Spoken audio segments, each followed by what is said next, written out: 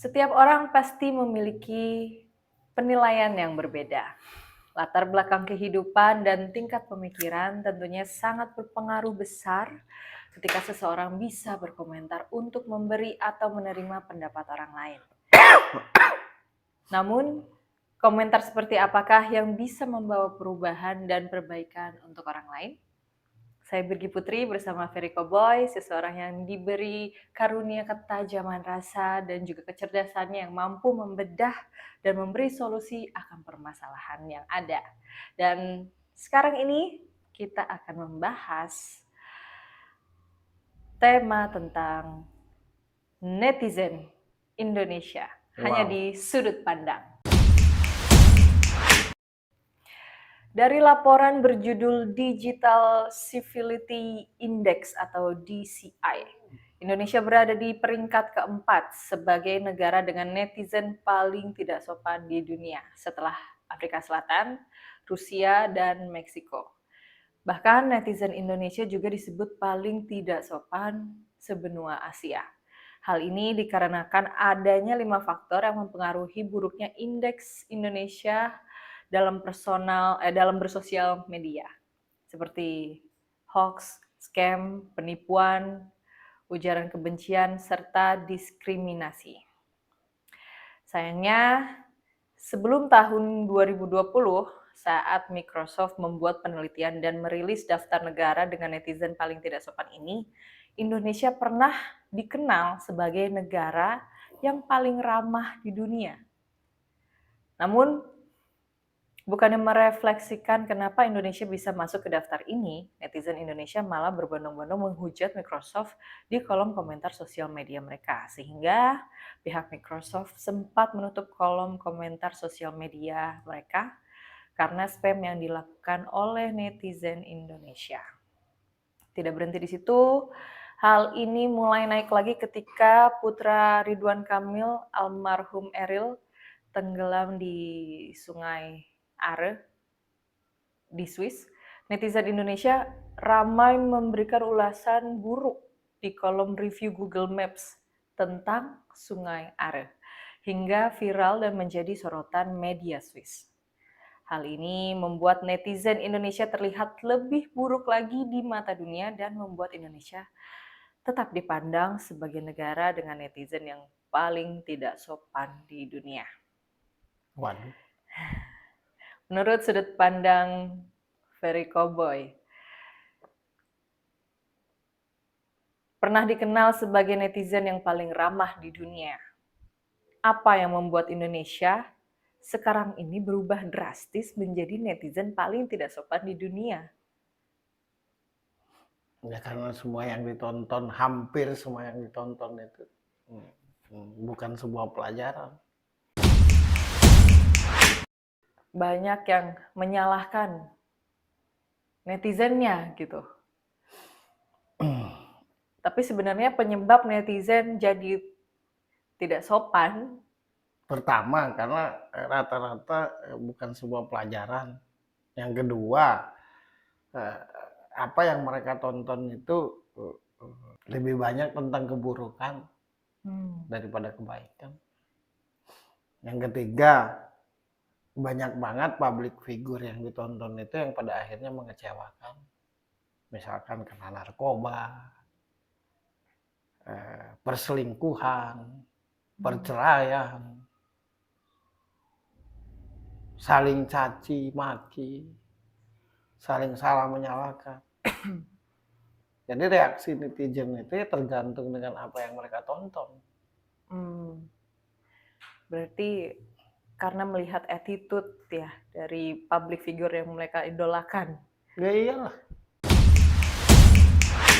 Di mana sih batasan kita untuk berkomentar atau mengomentari orang? Komentar itu tidak akan buruk. Kalaupun ada yang buruk, kalaupun ada komentar yang buruk, tapi tetap lebih banyak komentar yang baik. Ketika apa yang dilihat atau siapapun yang diidolakan mencontohkan hal-hal baik, menyenangkan, menghibur, jadi tidak berbatas, Yang diidolakan saja begitu memberi contoh. Kan yang paling mempengaruhi orang untuk jadi baik atau buruk itu adalah apa yang mereka tonton, apa yang mereka lihat, apa yang mereka dengar. Nah, kalau apa yang mereka tonton itu, apa yang mereka tonton itu, apa yang mereka lihat dan dengar itu tidak baik, ya pasti komentarnya buruk. Contohnya kayak kejadian Lesti Bilar. Sangat banyak yang mengidolakan. Sangat banyak yang menginginkan pernikahan seperti mereka. Dieluh-eluhkan. Tahu-tahu KDRT.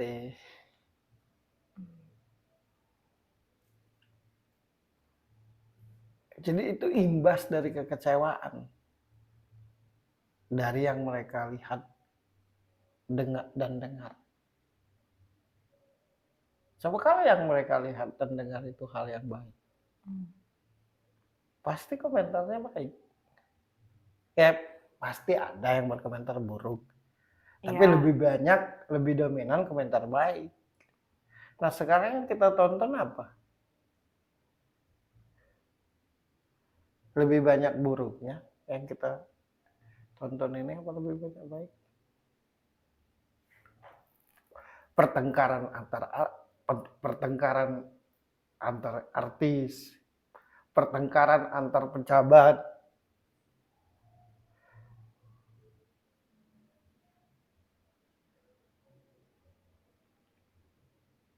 Yang mau tidak mau akhirnya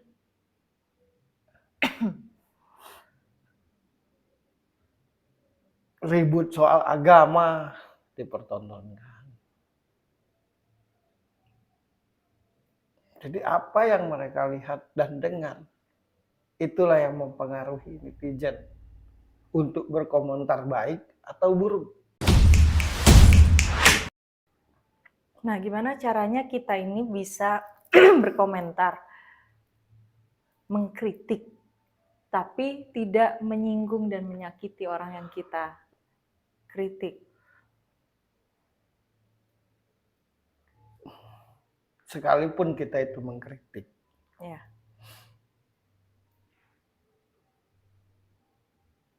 akan tetap tahu batasannya. Kalau kritikan yang kita berikan itu dasarnya bukan karena kebencian. Kritik itu bisa dikatakan membangun kalau dasarnya bukan karena kebencian. Kalau dasarnya bukan karena iri dan dengki. Kalau dasarnya bukan karena kesombongan. Dan itu ditentukan oleh akhlak tiap orang. Makanya tuh kalau di Islam itu tugasnya Rasulullah itu memperbaiki akhlak. Ya gunanya untuk supaya tidak terjadi hal seperti ini. Yang artis berkoar-koar caci maki ketika tidak suka dengan artis lainnya. Pejabat berkoar-koar caci maki, saling hujat karena tidak suka dengan pejabat lainnya. Ahli agama berkoar-koar karena tidak suka dengan ahli agama lainnya. Dan itu yang kita tonton tiap hari. Makanya seperti inilah reaksi para netizen. Berarti dari akhlak. Iya dari akhlak, dari apa yang mereka tonton, reaksi, respon dari apa yang mereka tonton. Kalau yang ditonton itu menyejukkan, kalau yang ditonton itu memberitahu, kalau yang ditonton itu menghibur, ya pastilah akan lebih banyak komentar baik daripada buruk. Jadi yang menggiring netizen itu jadi jelek itu ya orang-orang yang ditonton. Gimana caranya ketika kita melihat orang berbuat salah? Kita mau kasih tahu ke orang lain gitu, tapi tidak menggiring untuk membenci orang yang salah itu. Saat ini kan yang paling disorot itu institusi kepolisian kan, Iya, dengan banyaknya kasus yang ada. betul, Berawal dari kasusnya Verdi Sambo, betul. kemudian Kanjuruhan. Iya. Pertama yang harus diberitahu ke banyak orang itu, Hmm. yang bersalah itu oknumnya, jangan institusinya. Jangan percaya polisi. Ya, semua polisi berarti. Yang kedua, dari setiap orang yang memberi kritikan, dari setiap orang yang menasehati, dari setiap orang yang ingin menasehati, dari setiap orang yang ingin memberi pelajaran, harus sadar dulu bahwa yang akan dikritik,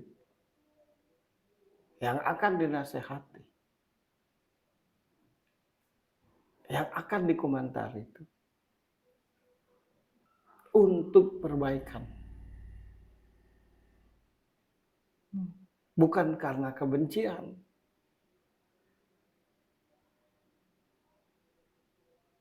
Salah satu contoh,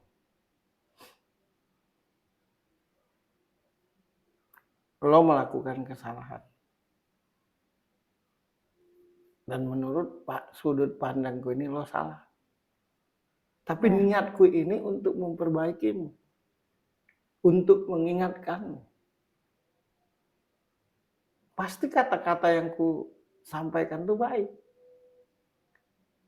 Tapi kalau aku menasehatimu tuh dengan atas dasar kebencian, ya pasti aku tidak akan baik ngomong.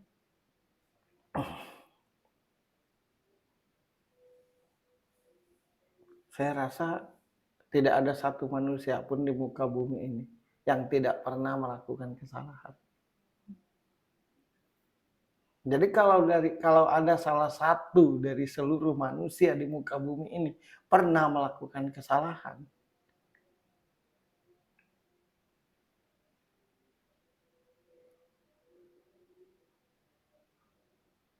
diingatkan, dinasehati dengan tujuannya untuk mengingatkan.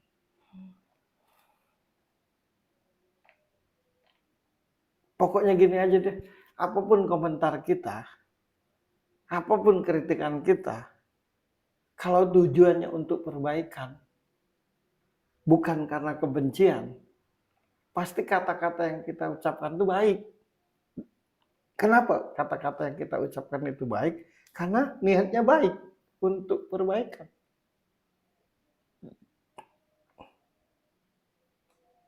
Nah ini kadang-kadang dicari-cari kesalahan orang tuh.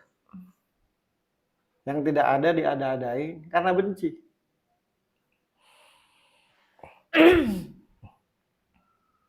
Berarti komentar yang membuat perubahan baik untuk orang lain adalah komentar yang didasari niat yang baik.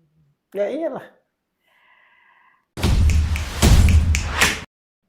Kenapa segala kemudahan melalui internet dan teknologi saat ini bukannya semakin membuka pikiran dalam menilai sesuatu, tapi malah memicu banyak kebencian dan kriminalitas?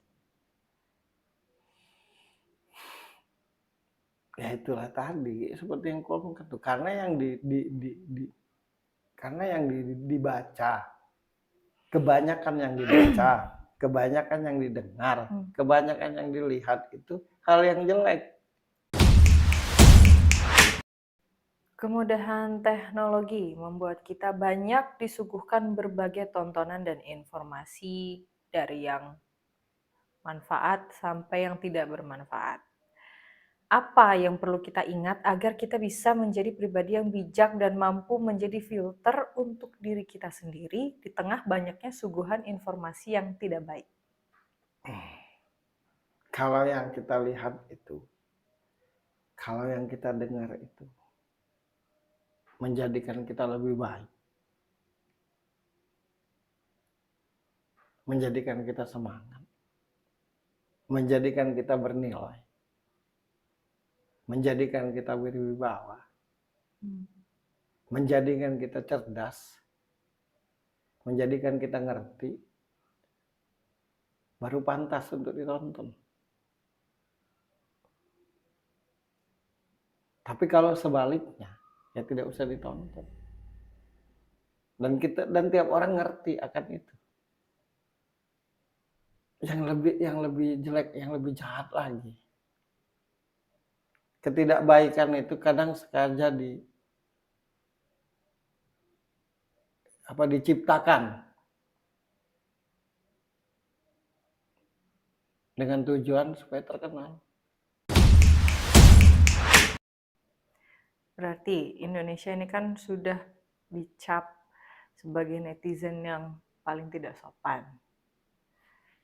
Gimana caranya kita ini bisa jadi netizen yang kayak dulu lagi, yang dicap sebagai netizen paling ramah seperti dulu? Kalau kita ingin dihargai orang, berarti menghargai orang. Kalau kita ingin disayang orang dengan tulus, berarti kita harus menyayangi orang dengan tulus. Kalau kita ini tidak mau aib kita dibongkar orang, ya jangan membongkar aib orang. Kalau kita ini tidak mau tersinggung, ya jangan menyinggung.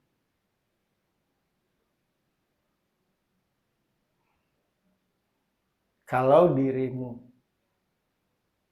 ada rasa malu, ya orang lain pasti punya rasa malu juga. Nah, kita tuh tidak sadar itu. Makanya kan di agama itu orang yang menjelekkan orang lain, orang yang menghujat orang lain, dikatakan makan bangkai sendiri. Ya iyalah. Aku dulu, waktu zaman dulu ya, misalkan lagi nongkrong, ada guruku, guru SD ku, lari ketakutan, segan. Kalau sekarang kan guru diajak ngerokok. Misalkan aku dijewer guruku, ngadu ke orang tua, orang tuaku yang marah ke aku. Nah kalau sekarang, jadi karena hilangnya rasa menghargai, hilangnya rasa peduli, hilangnya rasa menghormati, hilangnya kesopanan, dan itu semua hilang Karena hanya karena duit, walau tidak semuanya. sekarang ini kan nggak ada standar orang bisa punya handphone atau gadget. Umur 17 tahun baru boleh gitu kan. Dari mulai masih kecil sudah diperkenalkan sekarang ini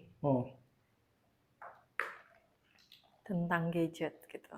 Apa yang harus dipikirkan dan dipersiapkan dan dilakukan oleh orang tua sebelum mereka memberikan gadget dan akses internet ke anak-anak mereka?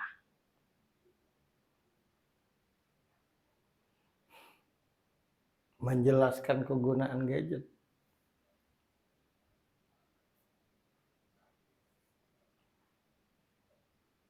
Menjelaskan kegunaan gadget, bukan menjelaskan bagaimana memakainya. Saya menjelaskan kegunaan gadget, menjelaskan kegunaan handphone. Kalau cuma diberi tanpa dijelaskan, ya akhirnya dia sembarang nonton, sembarang lihat. Yang lucunya lagi, aneh, lucu, malu. Banyak sekali yang berkata bahwa sebisa mungkin anakku tidak nonton TV. Sebisa mungkin anakku jangan pakai handphone dulu. Karena aku takut nanti dia nonton yang tidak-tidak. Tapi yang ngomong itu sendiri memperlihatkan yang tidak-tidak. Kemudahan teknologi sekarang ini juga memudahkan orang untuk terkenal dan banyak uang secara instan. Apa yang harus jadi pengingat kita semua agar kita mengerti arti perjuangan di tengah kemudahan zaman seperti sekarang ini? Kalau dulu kan perjuangannya itu bagaimana supaya memperlihatkan sesuatu ke orang lain. Karena kan tidak gampang handphone, tidak gampang internet. Nah sekarang kan mudah. Betul. Ya perlihatkanlah yang berkualitas. Misalkan apapun profesinya, ya perlihatkan yang benar-benar berkualitas. Yang benar-benar berkualitas. Jangan asal-asalan. Berarti salah satu cara biar Indonesia mendapat kembali predikat netizen paling ramah seperti dulu adalah dengan menyuguhkan tontonan-tontonan. Menyuguhkan tontonan-tontonan yang berkualitas, memberitakan sesuatu yang benar berkualitas dan benar. Jangan mempelintir. Ada lagi kan bahasanya, manajemen konflik. Jadi sengaja dibikin hal-hal yang nggak benar, biar netizen marah semua. Dengan begitu jadi terkenal. Karena nggak ada rasa malu, Gi. Jangan pernah salahkan netizen. Jadi ada satu lirik lagu ya Rhoma Irama itu. Walau hatiku ini menangis, tapi aku harus bernyanyi. Karena aku seorang penghibur. Walau hatiku ini hancur, tapi aku harus terlihat menyenangkan. Walau sebenarnya capek. Karena dia tahu tanggung jawab seorang idola. Nah kalau sekarang, jadi jangan salahkan kalau netizen berkomentar macam-macam. Yang dia tonton nggak ada yang berkualitas. Satu lagi, apakah bisa terkenal seseorang itu kalau tidak ada netizen? Terkenalnya seseorang itu karena ada yang nonton. Dan yang nonton di media sosial itu disebut netizen gitu, warganet. Iya. Jadi penonton yang ada di media sosial disebut netizen gitu ya? Iya. Nah tidak akan terkenal kalau tidak ada penonton. Nah kalau yang nonton itu kalau yang nonton itu tidak boleh mengkritik hal jelek, ya pertontonkanlah hal baik berarti.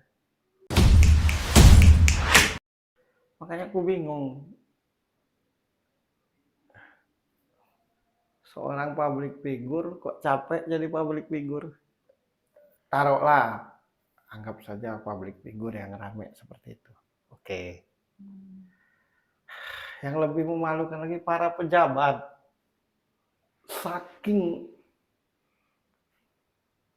Saking banyaknya.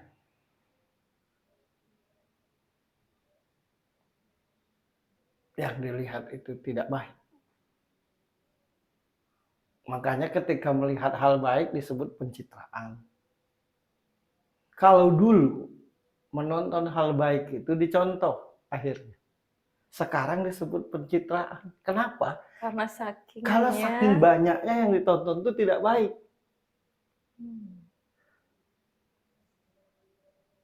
Ya, jangan salahkan, dinilai. Coba di Eropa terutama.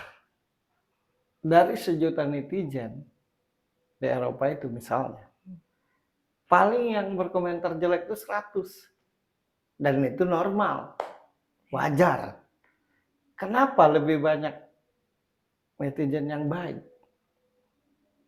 daripada netizen buruk? Karena yang mereka lihat itu hal-hal berkualitas, hal-hal yang memberi semangat, hal-hal yang mengedukasi, hal-hal yang memberi pelajaran. Nah kalau di kita ini setiap hari si A ribut dengan si B, si C ribut dengan si D, itu aja tiap hari. Misalkan gini, beda kalau kayak berita kriminal. Nah itu kan realita dan wajar. Misalkan terjadi perampokan, diberitakan, wajar.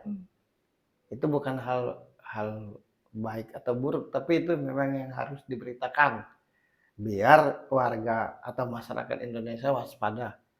Kadang-kadang bukan hal seperti itu, hal-hal yang memang dibuat settingan. Dan yang jadi bebanku ya, apa tidak terbeban ya menikmati duit, menikmati harta dari hasil seperti itu gitu. Apa bisa tidur nyenyak gitu. Dan itu disebut rezeki dari Tuhan. Sekali lagi ku tegaskan, apapun respon seorang netizen ditentukan oleh apa yang dia lihat dan dengar. Ini agak melenceng dari tema, tapi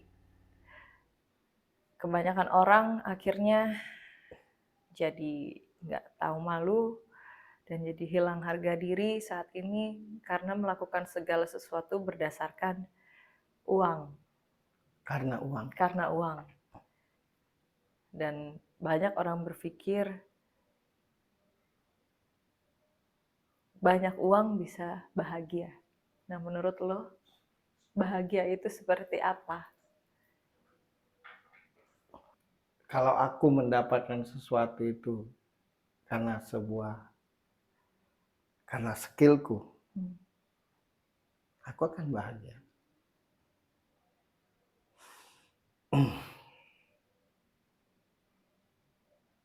Jadi segala sesuatu yang didapatkan dengan benar, itulah kebahagiaan. Kalau aku mau ngomong pendek ya, apa yang menyebabkan kekacau balauan ini? Nah, kan gitu ya. Ya satu jawabannya, karena lupa dengan Tuhan. Beribadah aja. Kan orang beribadah itu belum tentu karena Tuhan.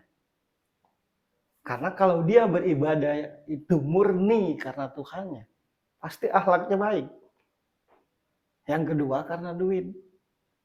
Jadi satu karena lupa dengan Tuhan. Yang kedua karena duit. Itulah yang membuat manusia itu bejat, bangsat, laknat. Sholat aja. Puasa aja. Kalaupun ada yang bilang lillahi ta'ala, karena Tuhan, karena Allah, itu ucapan aja. Sekali lagi aku tegaskan, kalau semua manusia itu beribadah murni, tulus karena Tuhannya, pasti akhlaknya baik. Yang kedua, kalau semua manusia itu memposisikan duit itu, uang itu sebagai sarana hidup, pasti cara mendapatkannya benar. Tapi kalau manusia itu memposisikan uang itu sebagai tujuan hidup, pasti jadi bangsat, keparat, laknat semua. Sekali lagi ya, berkali-kali aku ucapkan. Apapun bentuk persoalan di muka bumi ini, itu karena lalai, lupa dengan Tuhannya. Beribadah saja tapi tidak murni tulus karena Tuhannya. Karena kalau memang manusia itu beribadah murni, tulus karena Tuhannya, pasti akhlaknya benar. Pasti ucapnya benar. Pasti niatnya benar. Pasti tingkah lakunya benar. Dan kalau memang manusia itu beribadah murni, tulus karena Tuhannya, pasti dia merasakan Tuhan itu ada. Tidak hanya percaya. Dan kalau semua manusia itu memposisikan uang itu sebagai sarana hidup, pasti mendapatkannya dengan benar. Tapi kalau manusia itu memposisikan uang itu sebagai tujuan, pasti akan jadi bangsat, laknat, keparat. Pasti.